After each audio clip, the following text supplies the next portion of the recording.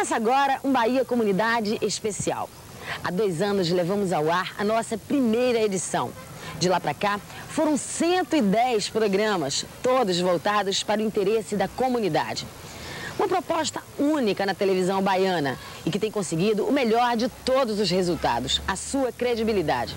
E para comemorar esses 2 anos de existência, escolhemos um dos melhores exemplos de trabalho comunitário da Bahia, a Mansão do Caminho. O amanhecer na Mansão do Caminho anuncia luz e esperança para boa parte dos 100 mil habitantes do bairro do Pau da Lima, em Salvador. A paz que reina nesse lugar vem em parte da certeza do amor ao próximo, que toma forma num dos mais importantes trabalhos sociais realizados na Bahia. Aqui se cuida das crianças como pequenas sementes. Elas encontram na Mansão do Caminho os ingredientes necessários para uma melhor qualidade de vida. Até os 2 anos e meio de idade, 120 meninos e meninas passam o dia numa creche modelo. Aqui não falta nada. Cuidados com higiene, alimentação e muito carinho. Aqui é bom.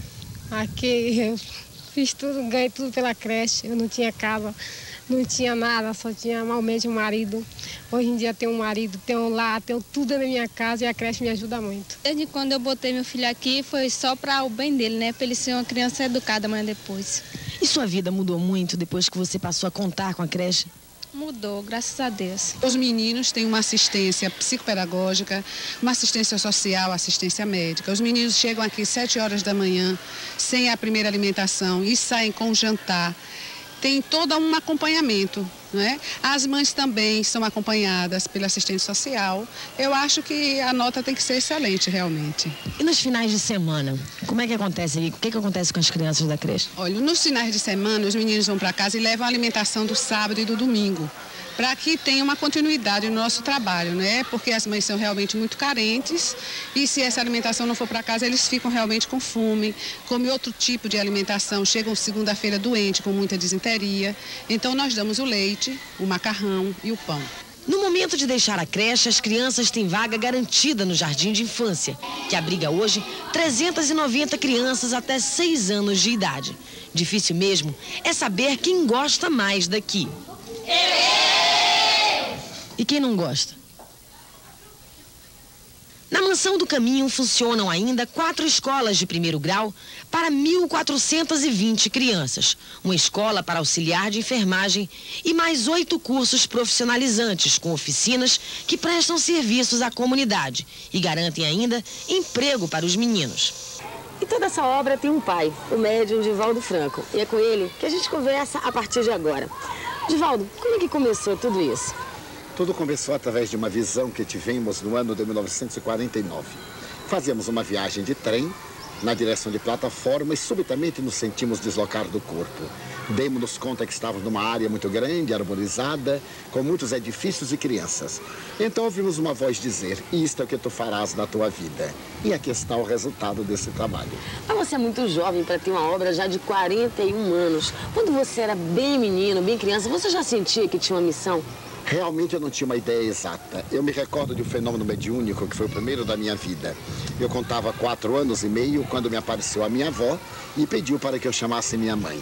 A partir daí a fenomenologia mediúnica desenvolveu-se em minha vida, mas só no ano de 1947 é que eu assumiria a mediunidade e a convicção espírita. Mais tarde eu tive ideia de que me estava destinado a uma tarefa que hoje se tornou uma grande realidade. Você entendia o que estava te acontecendo? A mediunidade é uma faculdade muito peculiar. Temos dificuldade em identificar as síndromes, as manifestações. E naquela oportunidade, em Feira de Santana, uma senhora abnegada, que era médium, Dona Ana Ribeiro Borges, a quem eu devo a minha iniciação espiritual, estava na cidade e foi quem me deu as primeiras orientações. Me falou da doutrina espírita, me explicou o que era o pensamento espiritual e deu-me para ler as obras de Allan Kardec. A partir daí, a vida deslanchou. Em nenhum momento isso te assustou, a grandeza da sua missão? Sem dúvida. No começo, começo, parecia-me uma bola de neve a crescer e eu me sentia impotente para deter a marcha dos acontecimentos. Não obstante, a misericórdia de Deus é impressionante, porque amigos abnegados, pessoas devotadas vieram em socorro e formamos uma equipe desde então que permanece até agora, exceto aqueles que desencarnaram, mudando de plano e continuando do outro lado da vida. Como foi a infância do menino Divaldo Franco? Foi um menino muito peculiar. Eu era muito alegre e jovial. Quando me apareceram esses fenômenos, eu comecei a ter características depressivas, porque eu via coisas que ninguém via. Eu escutava, eu dialogava, brincava com uma criança que me acompanhou até os 12 anos de idade. Esse espírito, Jaguaraçu, foi um grande benfeitor, porque era um menino como eu, crescia como eu, e um dia ele me disse, agora eu vou reencarnar. Eu não sabia o que era reencarnar. Ele me explicou que ia voltar à Terra para continuar a sua missão e que um dia, 30 ou 40 anos depois, nos encontraríamos. E nos encontramos realmente. E como é que foi esse reencontro? Foi uma coisa fascinante. Estava eu atendendo aqui certo dia nas nossas atividades, quando chegou um homem de aproximadamente 35 anos. Ele estava conversando conosco e depois de uma conversa muito longa, ele disse que tinha uma grande afinidade pelo nosso trabalho, uma profunda admiração. Então eu identifiquei que era aquele espírito e falei-lhe que me recordava dele desde a encarnação anterior, quando ele brincava comigo, quando corríamos pelos bosques, quando trepávamos em árvores. Ele pôs-se a chorar e então me afirmou que durante toda a vida havia sonhado com esses acontecimentos e que devia ser real. E as pessoas à sua volta, Divaldo, te entendiam ou você foi mal interpretado? Foi muito mal interpretado. Naquele período não tínhamos ideia do que se passava. A mediunidade produz um estado de paranormalidade. E aqueles que vivem na chamada área da normalidade chocam-se. Nós tomamos em determinados momentos aspectos especiais. O transe produz uma certa inquietação. Periodicamente ele modifica a nossa personalidade. E aqueles que vivem em nossa psicosfera estranham, achando que não somos pessoas muito equilibradas. Somente o esforço perseverante, o trabalho e uma vida muito austera dão as características de como somos, de quem somos e do nosso equilíbrio. E como é que foi o seu primeiro encontro com Joana de Ângeles? Foi no dia 5 de dezembro de 1945. Eu havia realizado uma pequena reunião, quando então apareceu meu ser espiritual e me disse, a partir de hoje, serei eu quem vai trabalhar contigo. O benfeitor que te acompanhava até aqui vai reencarnar-se. Tu me chamarás de um espírito amigo e durante toda a tua vida eu velarei por ti, te darei assistência e quando tenhas problemas eu te encaminharei a Jesus. Bem, Divaldo, a gente vai dar uma paradinha, mas fique tranquilo, a gente volta já já para falar da Mansão do Caminho.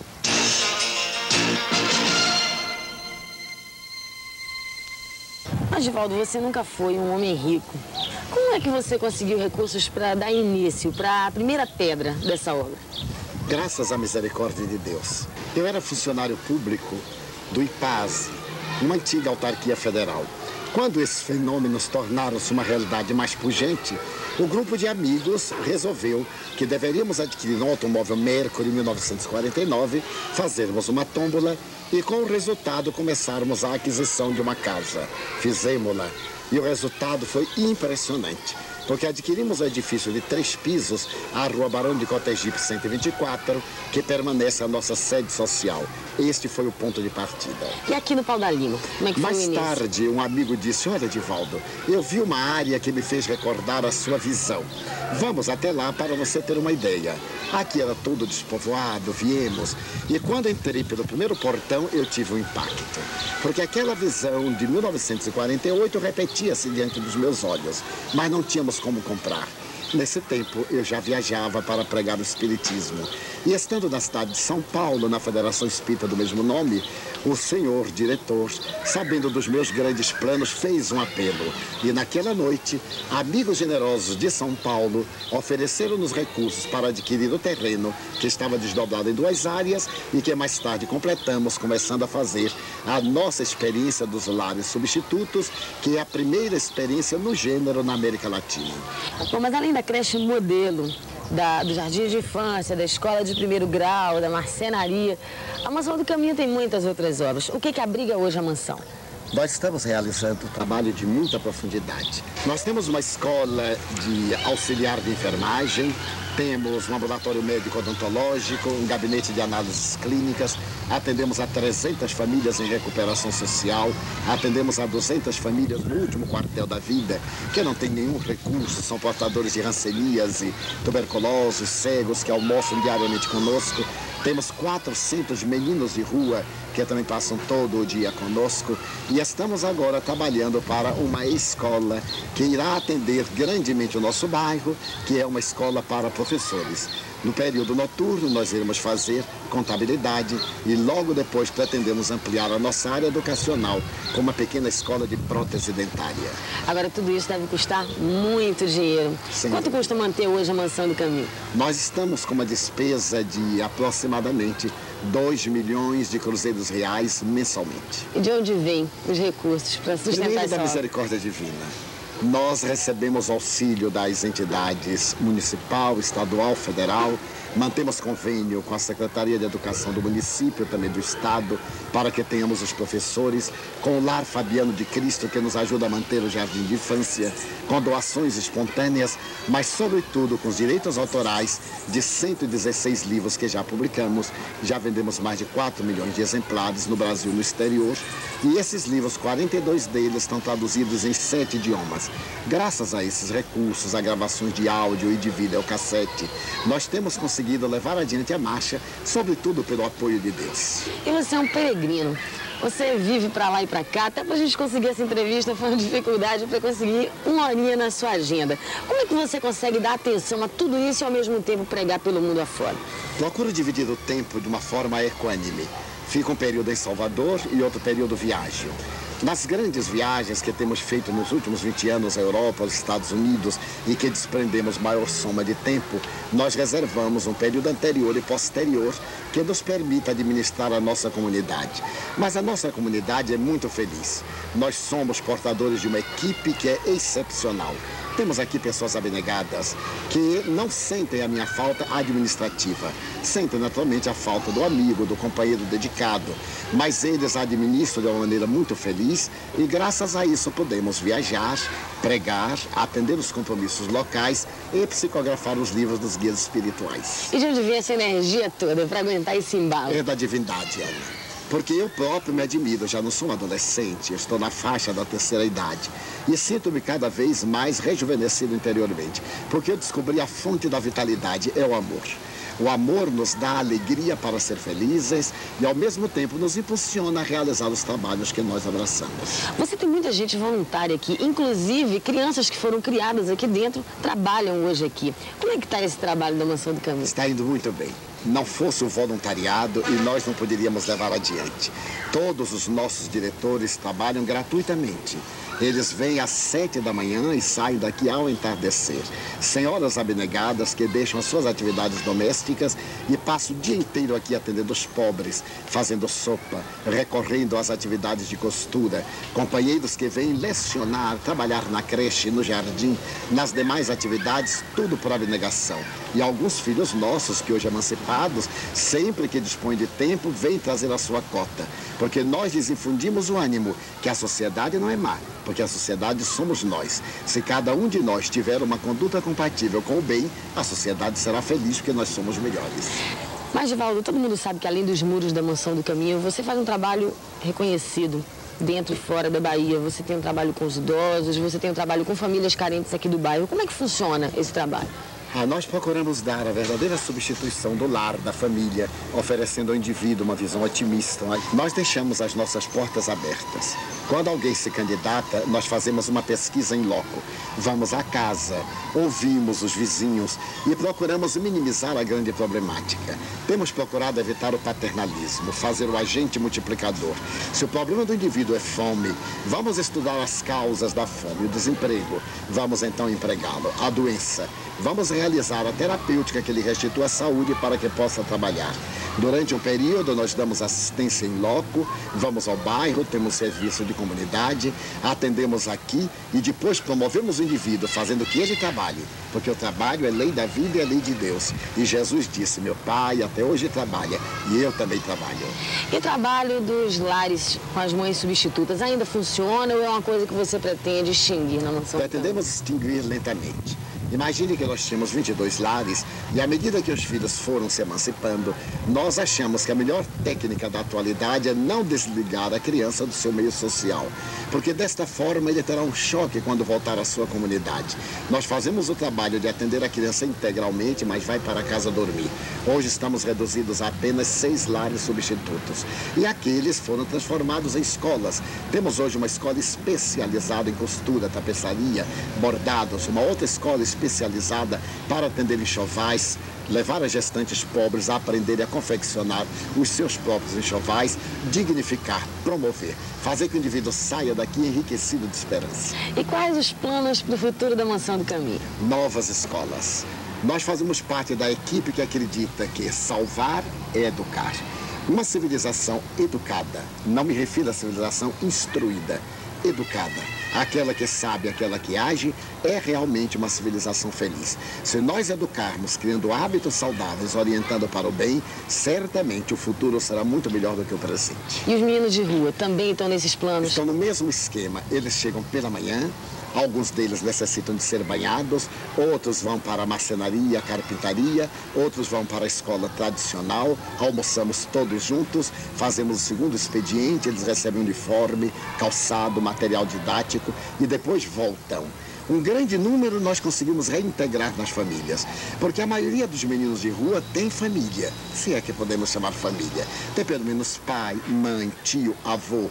E nós temos dito a essas pessoas, nós cuidamos deles durante o dia. Vocês podem cuidar apenas durante as horas de repouso, porque eles já vão depois de ter jantado conosco. Então a tarefa é muito reduzida. Bem, Edivaldo, a gente vai dar mais uma paradinha. E já já você vai saber o que pensa o homem, Edivaldo Franco, sobre o mundo à sua volta. Aguarde que a gente volta já já. Bom, Edivaldo, agora vamos fazer aquele ping-pong, vamos saber o que pensa Edivaldo Franco sobre um monte de coisas por aí. Uma grande mulher. Madre Teresa de Calcutá. Essa mulher admirável dos tempos modernos constitui um símbolo, a síntese de todas as grandes mulheres. Ela tem algo de Golda Meir, a grande israelita. Ela tem algo de Madame Curie, a grande investigadora. Ela tem algo de Florence Nightingale, a mãe da enfermagem internacional. Sintetizando tudo isto, ela é a mãe da caridade. A mulher sorriso, a mulher frágil, que demonstrou que a mulher é capaz de mudar a estrutura do mundo, qual fez Maria Santíssima como sendo a mãe de Jesus. Um grande homem. Gandhi. Este homem admirável reverteu a ordem da sociedade moderna. Jesus, que é hors concours, naturalmente, é que nos deu as bases de uma renovação histórica. Mas Gandhi viveu-a. Quando ele estabeleceu a ahimsa, não violência, não era apenas estar contra a violência, era ser a favor da não violência. Ser tão não violento que sequer pensaria numa reação negativa ou numa atitude que pudesse complicar o bem. Gandhi, por sua vez, sintetizou Pasteur, Albert Schweitzer e os grandes gênios da humanidade na sabedoria, na inteligência e no amor. E um grande livro, Edivaldo, um livro que te marcou? O Evangelho. O Evangelho de Jesus, como disse Ernesto Renan, é a síntese de todos os livros. O apóstolo João teve a ocasião de dizer, se escrevessem todos os livros do mundo contando a história dele, ainda faltariam livros para falar-se a respeito dele. O Evangelho tem uma atualidade impressionante. Quando eu me recordo da arte, seja na escultura, seja na pintura, seja na música, seja na estética, nós vemos que os grandes gênios da humanidade inspiraram-se no Evangelho de Jesus. E as grandes obras depois de Cristo, todas estão sintetizadas no Evangelho. Um lazer, Edivaldo. Amar. Amar é a síntese da vida. Quando nós amamos, renovamos-nos, porque quem ama não para. O coração que ama é como uma sinfonia. Está sempre pulsando, à semelhança das estrelas que coruscam no firmamento. Este ato de amar leva o indivíduo ao espairecimento, à atividade, ao repouso, à renovação, mas mantém o indivíduo sempre no ritmo do trabalho do bem, porque o amor é Deus. O Papa João Paulo II. Um homem admirável. Neste extraordinário pensador e ao mesmo tempo apóstolo da paz, porque arrisca sua vida para consolar o seu rebanho, está em toda parte levando uma mensagem de sobranceria, combatendo o crime, e amando aos criminosos, indo de encontro ao totalitarismo, mas não estigmatizando os totalitários, ele, em realidade, é o homem da paz e é um digno servidor do pensamento do Cristo. Uma notícia que você gostaria de ler nos jornais. Acabou-se a violência na terra. A partir de amanhã, todos seremos pacíficos e pacificadores. Há um belo poema que diz mais ou menos assim: as rosas um dia não estarão olhando para o sol, voltar-se-ão para dentro da janela e dirão sorrindo bom dia, hoje é dia de paz. O Brasil de hoje. O Brasil de hoje passa por uma transição histórica necessária, porque vivemos num mundo em ebulição. Quando vemos o Japão com seus grandes problemas, a Itália às voltas com a máfia, o Império Britânico com a grande problemática da família real, quando vemos a França, pioneira dos direitos humanos, hoje expulsando os estrangeiros que ali encontraram apoio, quando vemos a Alemanha saindo da guerra cheia de cicatrizes, adotando uma atitude genocida, não podemos negar que o Brasil não estaria dentro deste contexto se não fosse um país privilegiado. É compreensível, portanto, que tenha problemas porque os brasileiros não amam o seu país. Digamos melhor, não amamos. Na hora que nós amarmos realmente o Brasil, colaboraremos com as autoridades e essas dignas autoridades, conscientizadas da sua responsabilidade, cumprirão com seus deveres. E a campanha contra a fome? É um belo gesto, digno de todo encômio, de todo apoio. Lamentamos somente que, enquanto a comunidade se movimenta para poder trazer 1 quilo de víveres, as autoridades queimam milhares de toneladas de víveres apodrecidos em depósitos, conforme noticia a mídia e apresenta documentado, o que não deixa de ser um grande atentado contra a vida. Parabéns ao grande pioneiro da campanha da fome. Parabéns a todos nós que compreendemos que o nosso irmão com fome somos nós que estamos padecendo. Diríamos numa linguagem poética e cristã: se vemos alguém com fome, é Jesus que ali está sendo crucificado. Uma oração, Divaldo. A oração é o momento de comunhão com Deus. Então diríamos, todos podemos servir. Quem menos pode dar, tem algo para dar. Senhor, eu gostaria de ser uma via-láctea de estrelas, para poder diminuir a treva e tornar as noites mais belas. Mas na minha pequenez, eu te peço desta vez, se eu não puder ser uma via-láctea, permite ser um pirilampo na noite escura, diminuindo a agrura de quem anda na escuridão. Eu gostaria de ser um jardim de flores, de todas as flores, para poder atender à necessidade da beleza. Mas na minha pobreza, se eu não puder ser um jardim, deixa-me ser uma rosa solitária, na frincha da rocha, colocando cor nessa paisagem da natureza necessitada de amor. Eu queria ser um trigal maduro, para atender a fome de pão da criatura humana. Mas como eu nunca lograrei, então eu te pedirei para ser um grão que, caindo no chão, se transforme num milhão e atenda a fome da humanidade dando-lhe pão. Eu queria ser uma escada que levasse o idealista ao seu fanal. Mas se eu não conseguir, eu te quero pedir para ser o primeiro degrau. Eu queria ser um bosque, frutos, lenhos que pudessem proteger a humanidade, mas como eu não posso, desejo então ser uma árvore cujos galhos espalhados projetem sombra no chão, a fim de que alguém, quando passe de mansinho pelo meu caminho, ele possa dizer: olá, meu amigo. E se ele perguntar: quem és tu? Sou teu irmão. Irei contigo, dá-me tua mão. E lado a lado eu lhe direi: Senhor, eu gostaria de ser poeta, esteta, orador, profeta. Mas como me faltam esta poesia, a magia, a música, deixa-me dizer-te muito obrigado, Senhor, porque eu nasci. Muito obrigado porque creio em ti. Muito obrigado, TV Comunidade. Um sonho, Divaldo, pra gente terminar. Um sonho, a esperança de que o mundo de amanhã será muito melhor. E nós nos daremos a mão para poder dizer: somos felizes. Divaldo, muito obrigada pela sua participação aqui com a gente, justamente hoje, quando Bahia Comunidade completa 2 anos de existência. E que seu exemplo seja seguido por muita gente. Obrigada. Muito obrigado.